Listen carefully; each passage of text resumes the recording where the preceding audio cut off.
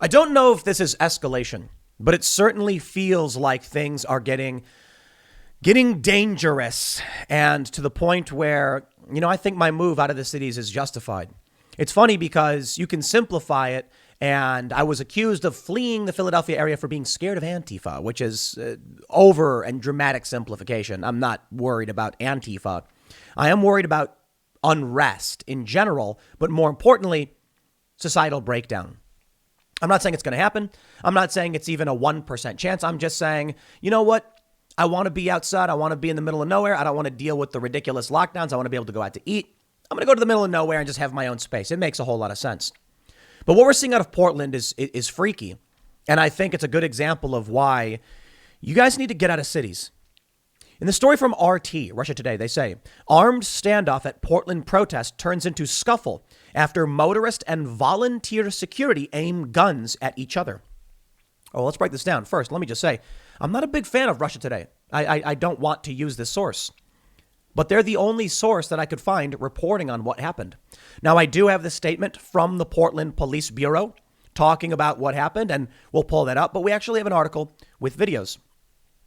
Here's what happened. A group of leftists, some of whom were armed with rifles, were apparently patrolling around the city. Some kind of protest action, they say. Eventually, I guess they were obstructing a roadway and a man in a truck pulls up. At some point, because we don't see this in the video, the man draws a gun and holds it at low ready. So he's pointing the gun down, but he's ready to fire. The armed leftists then raise their guns to the ready position is what it's called. They're pointing it straight at him. They are training their rifles on him saying, don't do it, don't do it. At some point, the man gets out of his vehicle. There's a scuffle. He then raises his weapon right up to the people who are already pointing their guns at him. They tackle him. They yell, get the weapon, get the weapon. Now, I got to be honest. I assumed I would predict something like this, right? I was like, I see what's going to happen. You get armed groups. But to be fair, I said it was going to be right-wing groups. I have repeatedly said over the past several weeks, it will be right-wing groups setting up patrols and blocking streets. And it was stupid to think so because the left had already been blocking streets in their cities. So naturally, the next evolution of this is that the right isn't doing it. It's a guy in a truck, sure. But why is this guy living in Portland? You know what's going to happen? This guy's going to get serious charges. The Antifa people are not going to be charged with anything. So I've had people ask me, Tim, you've been saying abolish the police. You're just saying ACAB at this point. No, I'm not. I don't think all the cops are bad. I think that right now what you're going to see is the police will come to a situation like this in Portland and Seattle. They'll just let Antifa go. They won't even bother arresting them. In New York, Antifa didn't cooperate with police and the Proud Boys went to prison. What's going to start happening is as conservatives and regular people defend themselves legally and constitutionally with their right to bear arms, the police will arrest them and they will go to prison and the far left will continue patrolling the streets with rifles. So my attitude is this. All right, you know what? If the cops are going to be neutral arbiters of the law and send you into the hands of politicized district attorneys who are going to lock you up for simply defending yourself, now we don't want none of that police stuff. We don't. I'm sorry. You know, where I lived in the suburbs, I mentioned this several times before. In New Jersey, you have a duty to retreat. They claim you don't, but there's several boxes you got to check off before you can determine whether or not you're allowed to defend yourself in your own home. That's how insane things are getting.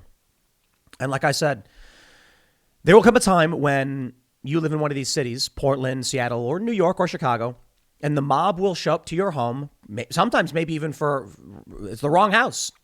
In San Francisco, there's a lawsuit happening because apparently some Black Lives Matter group made up that some realtor was posting racist things. And the woman was like, what? I don't even know what you're talking about. And she's suing now for defamation.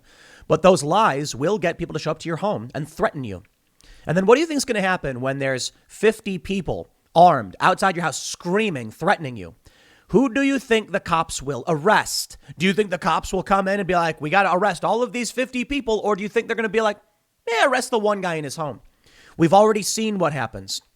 When a large group of Black Lives Matter people were protesting in front of a man's house, he did brandish a shotgun, which he should not have done. And actually pointed it at him. And there's arguments about whether he should or shouldn't have done that in the first place. I mean, they're outside his property threatening him and he's on his property with a weapon. Well, the cops arrested him.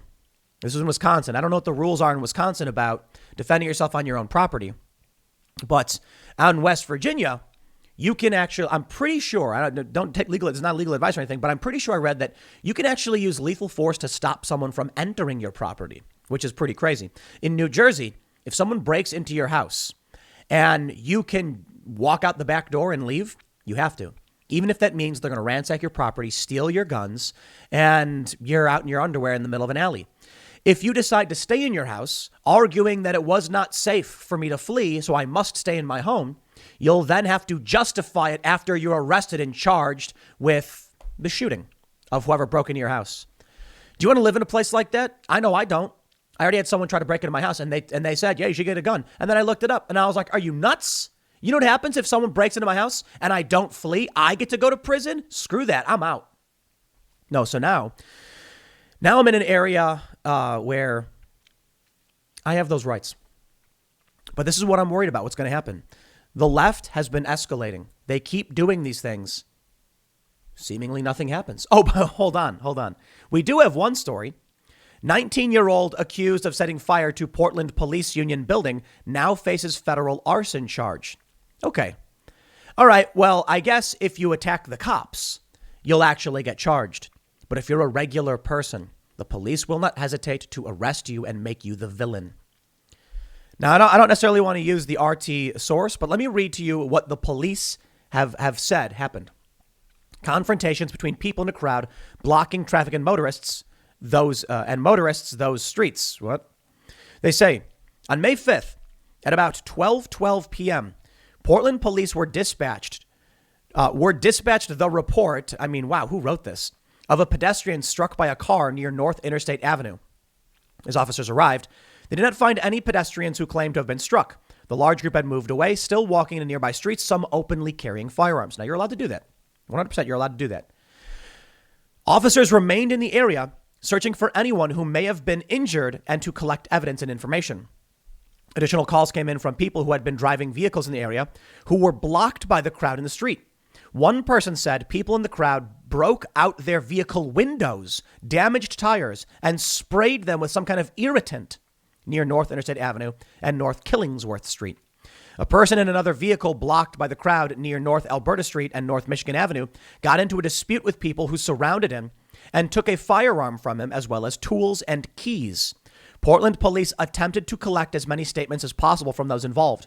Officers will document as much of the incident as witnesses share and will attempt to gather available evidence, including video, for follow-up on any criminal allegations. No, I'll tell you what's going to happen. The police may end up arresting these people. I really doubt it. The district attorney will just let them go. We've already seen the majority of the extremists who were arrested last year had their charges completely dropped.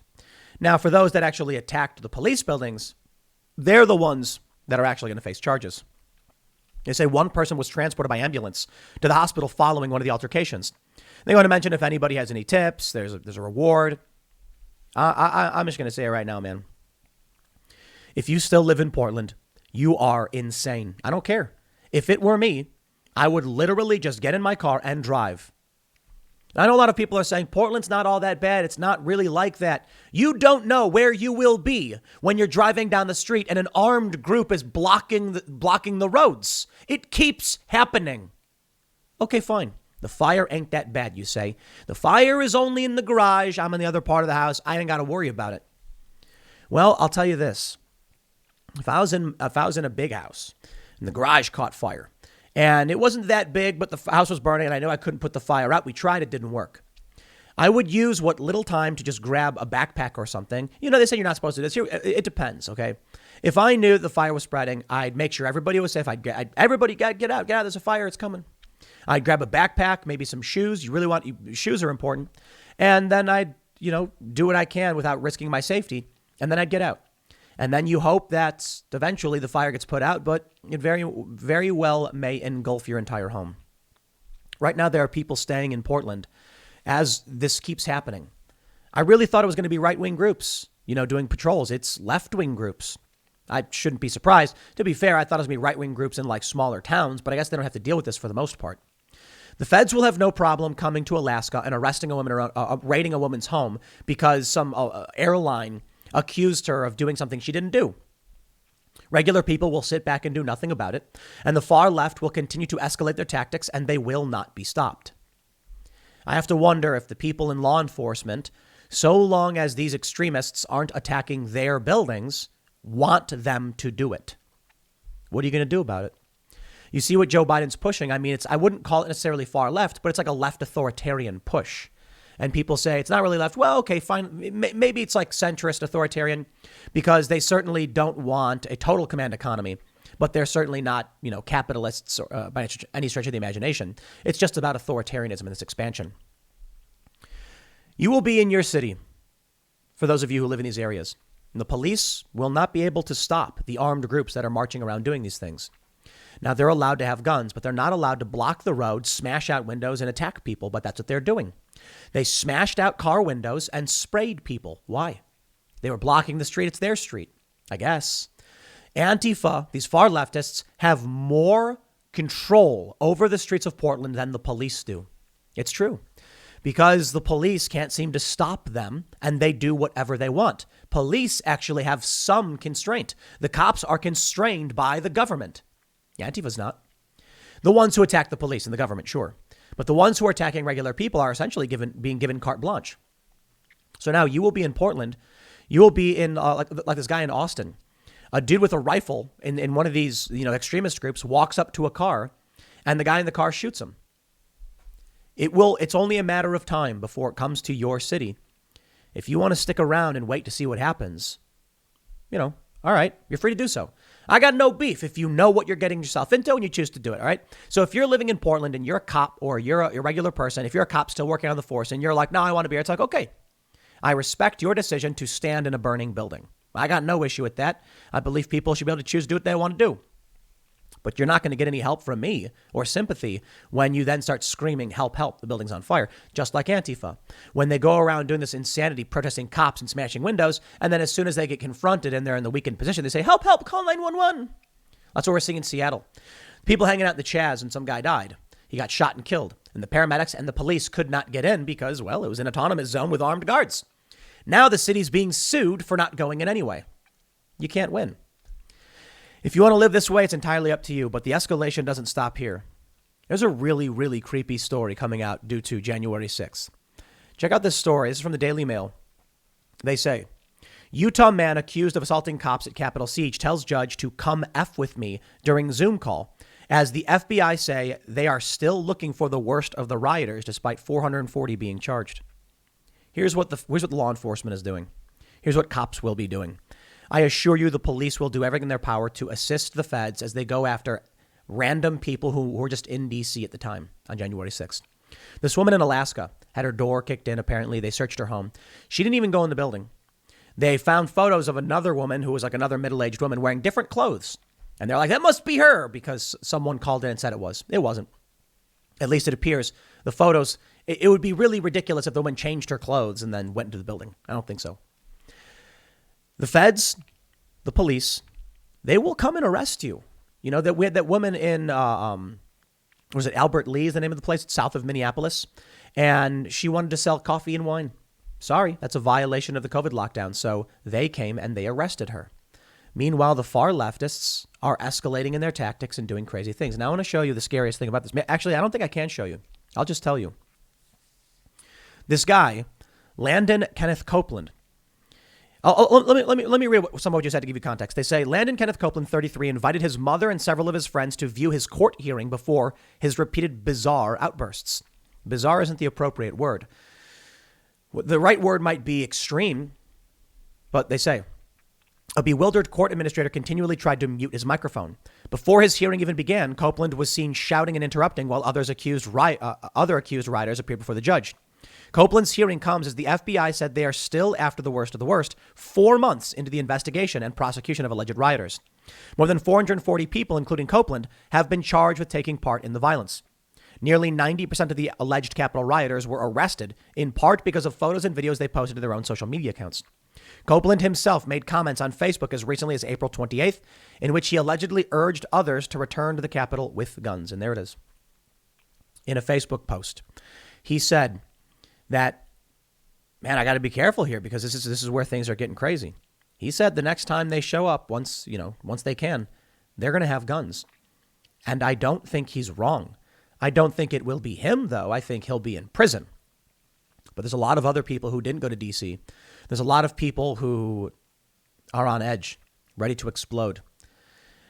I don't know. Look, there's that old trope about, the guy sitting at the bar and he won't say anything. He's minding his own business. And then, so you got some, braggart guy just talking big and talking smack.